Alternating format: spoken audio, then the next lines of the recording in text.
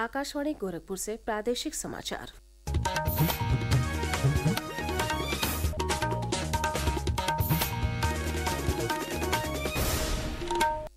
नमस्कार, समाचार बुलेटिन के साथ मैं सोनी निगम। पहले मुख्य समाचार। मुख्यमंत्री योगी आदित्यनाथ ने आगरा में 1000 युवा उद्यमियों को वितरित किए ऋण। कहा, विकसित भारत बनाने में युवाओं की बड़ी भूमिका। मुख्यमंत्री ने मथुरा के बरसाना में की रंगोत्सव की शुरुआत। कहा, काशी और अयोध्या के कायाकल्प के बाद अब मथुरा और ब्रज भूमि का होगा विकास। प्रदेश के कृषि मंत्री सूर्य प्रताप शाही ने लखनऊ के भारतीय गन्ना अनुसंधान संस्थान में 3 दिवसीय राज्य स्तरीय FPO मेला प्रदर्शनी का किया शुभारंभ। कहा, तय समय सीमा से पहले पूरा कर लिया गया FPO के गठन का लक्ष्य। और नीट UG 2025 के ऑनलाइन आवेदन पत्रों में सुधार के लिए 9 मार्च से दोबारा खुलेगा पोर्टल। 11 मार्च तक आवेदन पत्र में सुधार कर सकेंगे अभ्यर्थी। अब समाचार विस्तार से। मुख्यमंत्री योगी आदित्यनाथ ने आगरा में कल CM युवा उद्यमी विकास अभियान के अंतर्गत 1000 युवाओं को ऋण वितरित किया।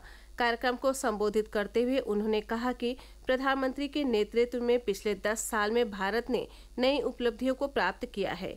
उन्होंने कहा कि आने वाले 2 वर्षों में भारत दुनिया की तीसरी बड़ी अर्थव्यवस्था बन जाएगा।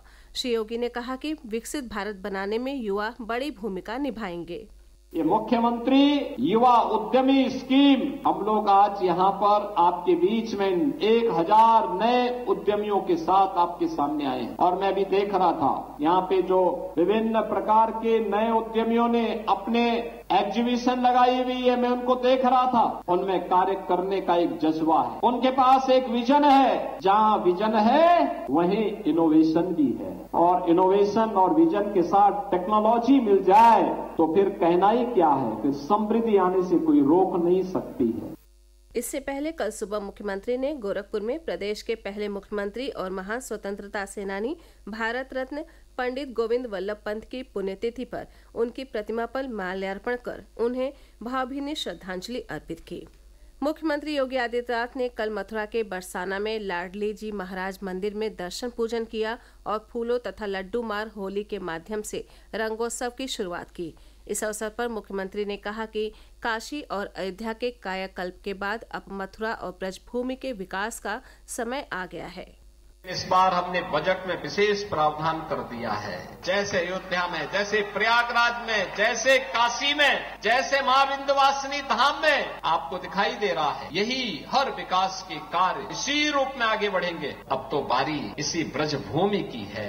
मथुरा, वृंदावन, बरसाना, गोकुल, नंदगांव, गोवर्धन, बलदेव, ये सभी पे विकास के लिए पैसे की कोई सीमा नहीं। मथुरा वृंदावन में 40 दिन तक चलने वाले रंगों के इस त्योहार में शामिल होने के लिए देश विदेश से लोग पहुंचते हैं। इसके लिए ब्रज तीर्थ विकास परिषद और जिला प्रशासन ने विशेष तैयारियां की हैं। एक रिपोर्ट। बरसाना में होली रंगोत्सव का शुभारंभ मुख्यमंत्री योगी आदित्यनाथ ने किया और राधा रानी के दर्शन कर पुण्य लाभ कमाया। बरसाना के श्री लाडली जी मंदिर में 50 कुंटल लड्डुओं से लड्डू मार होली खेली गई। नंदगांव के पांडा नृत्य से श्रद्धालु भाव विभोर उठे। चारों ओर राधे राधे के जय घोष से माहौल भक्ति में हो गया। होली उत्सव के क्रम में बरसाना में और 9 मार्च को नंदगांव में लठामार होली खेली जाएगी। 10 मार्च को श्री कृष्ण जन्मभूमि लठामार होली और वृंदावन में फूलों की होली खेली जाएगी। 11 मार्च को गोकुल में छड़ी मार होली खेली जाएगी। 13 मार्च को होलिका दहन के बाद 14 मार्च को पूरे ब्रज में धुड़ैली का आयोजन होगा। 15 मार्च को दाऊजी और नंदगांव में हुरंगा और 22 मार्च को रंगनाथ मंदिर में होली उत्सव का आयोजन किया जाएगा। मोहम्मद उमर कुरैशी, आकाशवाणी समाचार, मथुरा। देश विदेश से मथुरा पहुंचने वाले श्रद्धालुओं को असुविधा न हो, इसके मद्देनजर बरसाना में गाड़ियों के प्रवेश पर रोक लगाई गई है। जिलाधिकारी चंद्र प्रकाश ने बताया कि इस पूरे आयोजन को लेकर सुरक्षा के व्यापक इंतजाम किए गए हैं। लोगों को असुविधा ना हो, इसके लिए हम लोगों कहाँ पार्किंग है, क्या क्या सुविधाएं हैं, उसे गूगल लिंक के माध्यम से QR कोड स्कैनर दिया हुआ है, कोई भी इसको डाउनलोड कर लेगा। कौन सी पार्किंग में कितना स्पेस खाली है, कहाँ हम जा सकते हैं, रास्ता क्या होगा, वो सारी चीजें हम लोगों ने टेक्निक का भी प्रयोग किया है। प्रदेश की माध्यमिक शिक्षा राज्य मंत्री गुलाब देवी ने कल वाराणसी के क्वींस इंटर कॉलेज में चल रही बोर्ड परीक्षा का निरीक्षण किया। इस अवसर पर पत्रकारों से बातचीत में उन्होंने कहा कि प्रदेश में बोर्ड परीक्षाएं सुचारू रूप से चल रही हैं। हमारी परीक्षा बहुत अच्छी प्रकार से संपन्न हो रही है और पूरे प्रदेश में ही सारी व्यवस्था सुचारू रूप से चल रही है। मैं अपने शिक्षा विभाग के अधिकारियों के लिए बधाई देना चाहूंगी कि सभी लोग तन्मयता के साथ लगे हुए हैं, चाहे हमारी शिक्षक शिक्षिका हो, चाहे हमारे शिक्षा विभाग के अधिकारी हो, सभी लोग पूर्ण निष्ठा और ईमानदारी के साथ में लगे हुए हैं। प्रादेशिक समाचार आप आकाशवाणी गोरखपुर से सुन रहे हैं। ये समाचार बुलेटिन हमारे YouTube channel AIR news Gorakhpur और X हैंडल AIR न्यूज_GKP पर भी उपलब्ध है। प्रदेश के कृषि मंत्री सूर्य प्रताप शाही ने कल लखनऊ के भारतीय गन्ना अनुसंधान संस्थान में राज्य स्तरीय FPO के 3 दिवसीय मेला प्रदर्शनी और कार्यशाला का शुभारंभ किया। इस अवसर पर कृषि मंत्री ने कहा कि भारत सरकार ने 10,000 FPO के गठन का लक्ष्य दिया था, जिसे तय समय सीमा से पहले ही पूरा कर लिया गया है। उन्होंने बताया कि प्रदेश में वर्तमान में 3813 FPO शक्ति पोर्टल पर पंजीकृत है। उन्होंने ये भी बताया कि FPO के गठन के लिए राज्य पोषित केंद्रीय संस्थाओं को नामित किया गया है। आज अंतर्राष्ट्रीय महिला दिवस है। इस अवसर पर प्रदेश के लगभग सभी जिलों में विविध आयोजन किए जाएंगे। कई सरकारी और गैर सरकारी संस्थानों ने महिला दिवस पर महिलाओं को सम्मानित करने के कार्यक्रम भी आयोजित किए हैं। उच्च शिक्षण संस्थानों में महिला सशक्तिकरण पर चर्चा के लिए संगोष्ठियां आयोजित की जाएंगी। आकाशवाणी समाचार भी अंतर्राष्ट्रीय महिला दिवस को अनूठे तरीके से मनाएगा। इस क्रम में आज सभी अंग्रेजी और हिंदी समाचार बुलेटिन महिला समाचार वाचकों द्वारा प्रस्तुत किए जाएंगे। इस दौरान अंग्रेजी और हिंदी में सभी मुख्य और प्रति घंटे के बुलेटिन और समाचार पत्रिका का कार्यक्रम भी महिला समाचार वाचकों द्वारा ही पढ़े जाएंगे। आज अंग्रेजी और हिंदी समाचार कक्ष का पूरा कार्यभार महिला कर्मियों द्वारा संभाला जाएगा।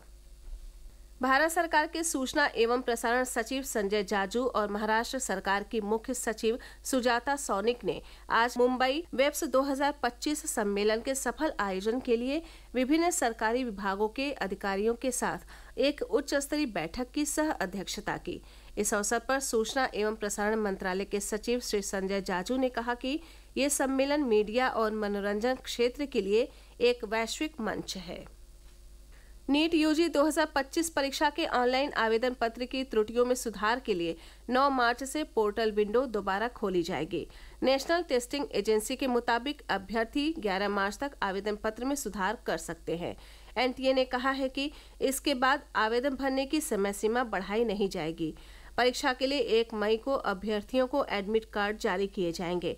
वहीं परीक्षा 4 मई को एक शिफ्ट में दोपहर 2 से 5 बजे के बीच कराई जाएगी। असम के राज्यपाल लक्ष्मण आचार्य, राज्यसभा के उपसभापति हरिवंश नारायण सिंह और नोबेल पुरस्कार विजेता कैलाश सत्यार्थी ने कल वाराणसी में 3 दिवसीय बनारस लिट फेस्ट का शुभारंभ किया। इस मौके पर असम के राज्यपाल ने कहा कि काशी धर्म और साहित्य की नगरी है। राज्यसभा के उपसभापति ने कहा कि ऐसे आयोजन हमारे संस्कृति और सभ्यता को पुनः परिभाषित कर रहे हैं। प्रदेश के लगभग सभी जिलों में अगले 4-5 दिन के दौरान तापमान में बढ़ोतरी दर्ज की जाएगी। मौसम विभाग के अनुसार इस दौरान अधिकतम तापमान के 3 से 5 डिग्री और न्यूनतम तापमान के 2 से 3 डिग्री बढ़ जाने का पूर्वानुमान है। मौसम शुष्क बना रहेगा। महिला प्रीमियर लीग के अंतर्गत कल लखनऊ के अटल बिहारी वाजपेयी काना स्टेडियम में गुजरात जायंट्स और दिल्ली कैपिटल्स के बीच मैच खेला गया। इस मैच में गुजरात जायंट्स ने दिल्ली कैपिटल्स को 5 विकेट से हरा दिया। टॉस जीतकर गुजरात की टीम ने दिल्ली को पहले बैटिंग करने के लिए आमंत्रित किया। दिल्ली की टीम ने पहले खेलते हुए 5 विकेट खोकर 177 रन बनाए। जवाब में उतरी गुजरात जायंट्स ने इस लक्ष्य को 3 गेंद शेष रहते ही पा लिया और जीत दर्ज की। अंत में मुख्य समाचार एक बार फिर।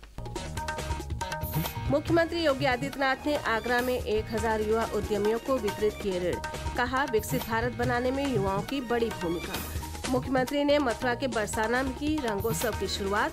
कहा, काशी और अयोध्या के कायाकल्प के बाद अब मथुरा और ब्रजभूमि का होगा विकास। प्रदेश के कृषि मंत्री सूर्य प्रताप शाही ने लखनऊ के भारतीय गन्ना अनुसंधान संस्थान में 3 दिवसीय राज्य स्तरीय FPO मेला प्रदर्शनी का किया शुभारंभ। कहा, तय समय सीमा से पहले पूरा कर लिया गया एफपीओ के गठन का लक्ष्य। और नीट यूजी 2025 के ऑनलाइन आवेदन पत्रों में सुधार के लिए 9 मार्च से दोबारा खुलेगा पोर्टल। 11 मार्च तक आवेदन में सुधार कर सकेंगे अभ्यर्थी। इसी के साथ ये समाचार बुलेटिन समाप्त हुआ। नमस्कार।